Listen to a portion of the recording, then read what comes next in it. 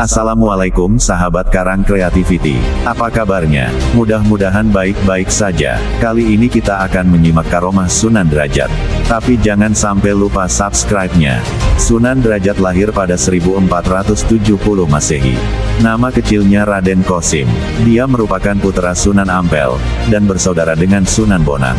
Dia memiliki gelar Raden Syarifuddin dan Sunan Mayang Madu.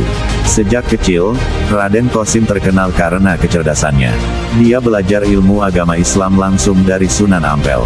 Saat dewasa, dia mendirikan pondok pesantren dalam Duwur, di Desa Derajat, Paciran, Kabupaten Lamongan. Sunan Derajat dikenal dengan catur piwulangnya, yakni berilah tongkat pada orang buta, berilah makan pada orang yang kelaparan, berilah pakaian pada orang yang tidak berpakaian, dan berilah payung pada orang yang kehujanan. Sunan Derajat juga dikenal dengan jiwa sosialnya yang sangat tinggi, terutama kepada fakir miskin. Menurutnya, hal pertama yang harus dilakukan adalah mengentaskan kemiskinan, baru kemudian mengajarkan agama Islam.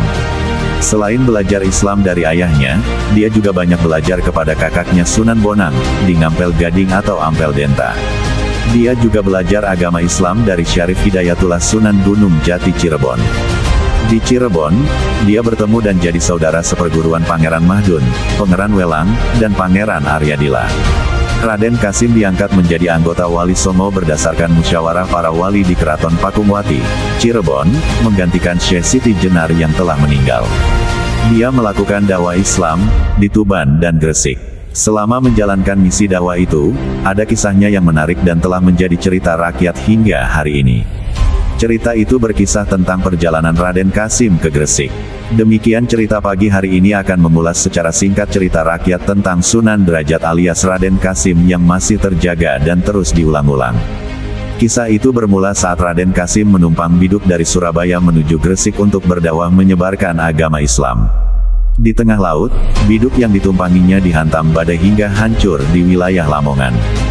Dalam musibah itu, dia selamat ditolong oleh ikan talang atau cakalang hingga ke Pantai Jelak, Banjarwati, pada 1485. Kisah yang lebih rinci menyatakan, saat perahu nelayan yang ditumpanginya hancur, Raden Qasim sempat berpegang pada dayung perahu sehingga tidak ikut tenggelam dengan yang lainnya. Pada saat itulah, keajaiban terjadi. Tiba-tiba dua ekor ikan cucut dan talang berukuran besar menghampirinya. Kemudian, dia naik ke punggung ikan itu, dan mendarat dengan selamat ke Kampung Jelak, Banjarwati. Kisah ini sebenarnya memiliki makna teladan. Dengan mengambil kisah Sunan Derajat itu, diharapkan masyarakat dapat mengambil hikmah tentang cara menghadapi bencana atau rintangan dalam mengejar cita-cita yang luhur pasti akan mendapatkan keselamatan dari Allah. Di tempat ini, Raden Qasim disambut tetua kampung, yakni Mbah Mayang Madu dan Mbah Banjar. Keduanya sudah memeluk agama Islam. Raden Qasim lalu menetap di Jelak dan menikah dengan Kemuning, putri Mbah Mayang Madu.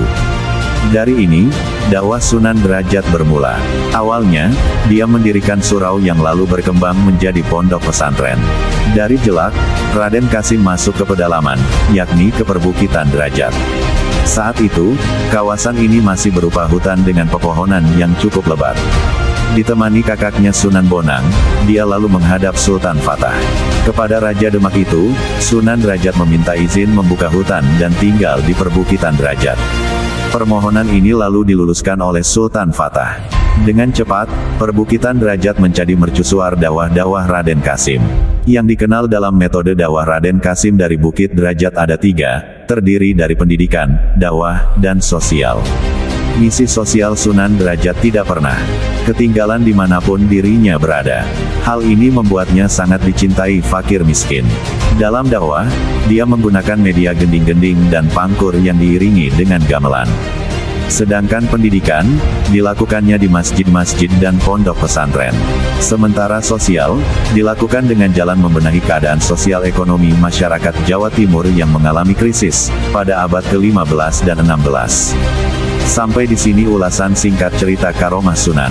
Semoga memberikan manfaat. Wassalamualaikum warahmatullahi wabarakatuh.